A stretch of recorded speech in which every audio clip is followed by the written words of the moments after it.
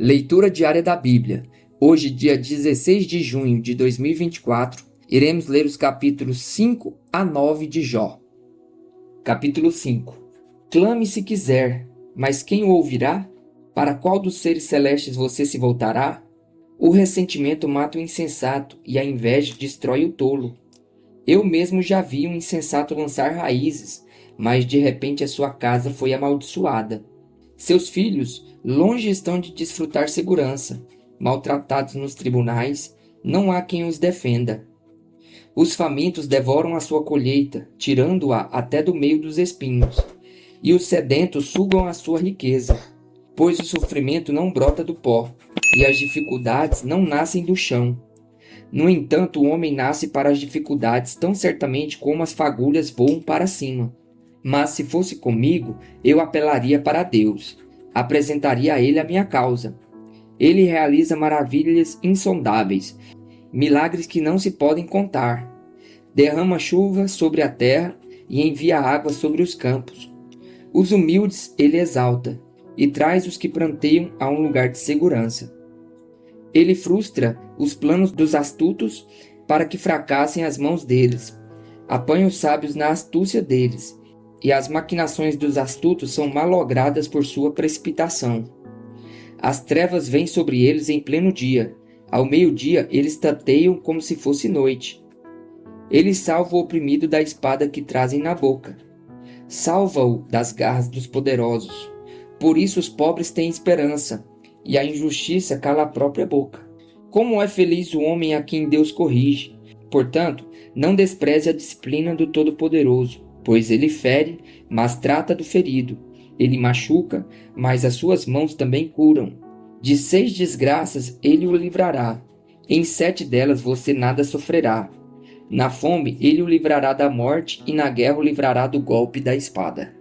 Você será protegido do açoite da língua, e não precisará ter medo quando a destruição chegar. Você rirá da destruição e da fome, e não precisará temer as feras da terra, pois fará aliança com as pedras do campo, e os animais selvagens estarão em paz com você. Você saberá que a sua tenda é segura, contará os bens da sua morada, e de nada achará falta. Você saberá que os seus filhos serão muitos, e que os seus descendentes serão como a relva da terra. Você irá para a sepultura em pleno vigor, como um feixe recolhido no devido tempo. Verificamos isso e vimos que é verdade. Portanto, ouça e aplique isso à sua vida. Jó, capítulo 6. Então Jó respondeu: Se tão somente pudessem pesar a minha aflição e pôr na balança a minha desgraça, veriam que o seu peso é maior que a da areia dos mares. Por isso as minhas palavras são tão impetuosas. As flechas do Todo-Poderoso estão cravadas em mim, e o meu espírito suga delas o veneno. Os terrores de Deus me assediam. Zurra o jumento selvagem se tiver capim? Muge o boi se tiver forragem? Come-se sem sal uma comida insípida? E a clara do ovo tem algum sabor? Recuso-me a tocar nisso. Esse tipo de comida causa-me repugnância.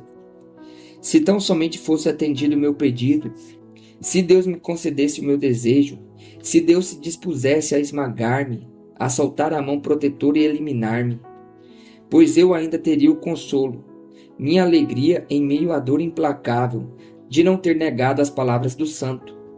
Que esperança posso ter se já não tenho forças? Como posso ter paciência se não tenho futuro? Acaso tenho a força da pedra? Acaso a minha carne é de bronze? Haverá poder que me ajude agora que os meus recursos se foram? Um homem desesperado deve receber a compaixão de seus amigos, muito embora ele tenha abandonado o temor do Todo-Poderoso. Mas os meus irmãos enganaram-me como riachos temporários. Como os riachos que transbordam, como o desejo os torna turvos, e a neve que se derrete os faz encher, mas que param de fluir no tempo da seca, e no calor desaparecem dos seus leitos. As caravanas se desviam de suas rotas, sobem para os lugares desertos e perecem. Procuram água as caravanas de Temar, olham esperançosos os mercadores de Sabá. Ficam tristes porque estavam confiantes. Lá chegaram tão somente para sofrer decepção. Pois agora vocês de nada me valeram. contemplam minha temível situação e se enchem de medo. Alguma vez pedi a vocês que me dessem alguma coisa? Ou que da sua riqueza pagassem resgate por mim? Ou que me livrassem das mãos do inimigo? Ou que me libertassem das garras de quem me oprime? Ensine-me, e eu me calarei. Mostrem-me onde errei. Como doem as palavras verdadeiras. Mas o que provam os argumentos de vocês? Vocês pretendem corrigir o que digo e tratar como vento as palavras de um homem desesperado? Vocês seriam capazes de pôr em sorteio um órfão e de vender um amigo por uma bagatela? Mas agora tenham a bondade de olhar para mim. Será que eu mentiria na frente de vocês?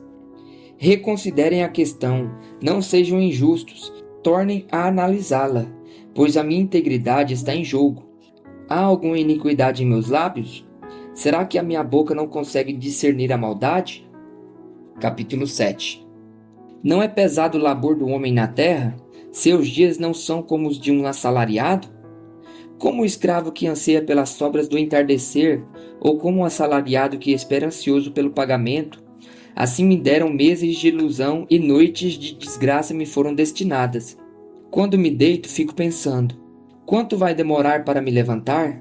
A noite se arrasta e eu fico me virando na cama até o amanhecer. Meu corpo está coberto de vermes e cascas de ferida. Minha pele está rachada e vertendo pulso. Meus dias correm mais depressa que a lançadeira do tecelão, e chegam ao fim sem nenhuma esperança. Lembra-te, ó Deus, de que a minha vida não passa de um sopro. Meus olhos jamais tornarão a ver a felicidade. Os que agora me veem, nunca mais me verão. Puseste o teu olhar em mim e já não existo. Assim como a nuvem se esvai e desaparece, assim quem desce à sepultura não volta. Nunca mais voltará ao seu lar. A sua habitação não mais o conhecerá. Por isso não me calo. Na aflição do meu espírito desabafarei. Na amargura da minha alma farei as minhas queixas. Sou eu o mar, ou o monstro das profundezas, para que me ponha sob guarda? Quando penso que a minha carne me consolará, e que o meu leito aliviará minha queixa, mesmo aí me assustas com sonhos e me aterrorizas com visões. É melhor ser estrangulado e morrer do que sofrer assim. Sinto desprezo pela minha vida. Não vou viver para sempre. Deixa-me, pois os meus dias não têm sentido. Que é o homem para que lhes dê importância e atenção? Para que o examines a cada manhã e os proves a cada instante? Nunca desviarás de mim o teu olhar? Nunca me deixarás a sós, nem por um instante? Se pequei, que mal te causei, ó tu que vigias os homens? Por que me tornastes teu alvo? Acaso tornei-me um fardo para ti? Por que não perdoas as minhas ofensas e não apagas os meus pecados? Pois logo me deitarei no pó, tu me procurarás, mas eu já não existirei. Bildade, capítulo 8. Então Bildade de Suá respondeu: Até quando você vai falar desse modo? Suas palavras são um grande vendaval. Acaso Deus torce a justiça? Será que o Todo-Poderoso torce o que é direito? Quando seus filhos pecaram contra ele, ele os castigou pelo mal que fizeram. Mas se você procurar Deus e implorar junto ao Todo-Poderoso, se você for íntegro e puro, ele se levantará agora mesmo em seu favor e o restabelecerá no lugar que por justiça cabe a você. O seu começo parecerá modesto, mas o seu futuro será de grande prosperidade. Pergunte às gerações anteriores e vejam o que os seus pais aprenderam, pois nós nascemos ontem e não sabemos nada. Nossos dias na terra não passam de uma sombra. Acaso eles não os instruirão, não lhe falarão, não proferirão palavras vindas do entendimento? Poderá o papiro crescer senão num pântano? Sem água cresce o junco? Mal cresce, e antes de ser colhido seca-se, mais depressa que qualquer grama. Esse é o destino de todo o que se esquece de Deus. Assim perece a esperança dos ímpios. Aquilo em que ele confia é frágil. Aquilo em que ele se apoia é uma teia de aranha. Encosta-se em sua teia, mas ela cede. Agarra-se a ela, mas ela não aguenta. Ele é como uma planta bem regada ao brilho do sol, espalhando seus brotos pelo jardim. Entrelaça as raízes em torno de um monte de pedras e procura um lugar entre as rochas. Mas, quando é arrancada do seu lugar, este a rejeita e diz: Nunca vi. Este é o fim da sua vida, e do solo brotam outras plantas. Pois o certo é que Deus não rejeita o íntegro, e não fortalece as mãos dos que fazem o mal. Mas, quanto a você, ele encherá de riso a sua boca, e de brados de alegria os seus lábios. Seus inimigos se vestirão de vergonha, e as tendas dos ímpios não mais existirão. Jó, capítulo 9. Então Jó respondeu: Bem sei que isso é verdade. Mas como pode o mortal ser justo diante de Deus? Ainda que quisesse discutir com ele, não conseguiria argumentar nenhuma vez em 1000. Sua sabedoria é profunda, seu poder é imenso. Quem tentou resistir-lhe e saiu ileso? Ele transporta montanhas sem que elas o saibam, e em sua ira as põe de cabeça para baixo. Sacode a terra e a tira do lugar, e faz as suas colunas tremerem. Fala com o sol e ele não brilha. Ele veda e esconde a luz das estrelas. Só ele estende os céus e anda sobre as ondas do mar. Ele é o criador da Ursa e do Órion, das Pleiadas e das constelações do sul. Realiza maravilhas que não se pode entender, milagres incontáveis. Quando passa por mim, não posso vê-lo. Se passa junto de mim, não o percebo. Se ele apanha algo, quem pode pará-lo? Quem pode dizer-lhe: o que fazes? Deus não refreia a sua ira. Até o séquito de Raabe encolheu-se diante dos seus pés. Como então poderei eu discutir com ele? Como achar palavras para com ele argumentar? Embora inocente, eu seria incapaz de responder-lhe. Poderia apenas implorar misericórdia ao meu juiz. Mesmo que eu o chamasse e ele me respondesse, não creio que me daria ouvidos. Ele me esmagaria com uma tempestade e sem motivo multiplicaria minhas feridas. Não me permitiria recuperar o fôlego, mas me engolfaria em agruras. Recorrerá à força? Ele é mais poderoso. Ao tribunal? Quem o intimará? Mesmo sendo eu inocente, minha boca me condenaria.